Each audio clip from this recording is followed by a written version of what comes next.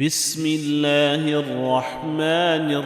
الرحيم إن ربكم الله الذي خلق السماوات والأرض في ستة أيام ثم استوى على العرش يغشي الليل النهار يطلبه حثيثا والشمس والقمر والنجوم مسخرات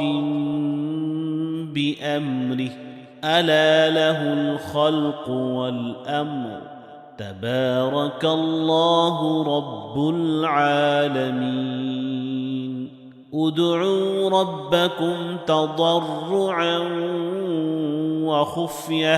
إنه لا يحب المعتدين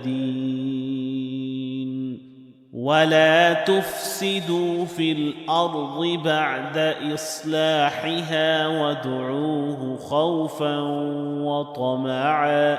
إن رحمة الله قريب من المحسنين.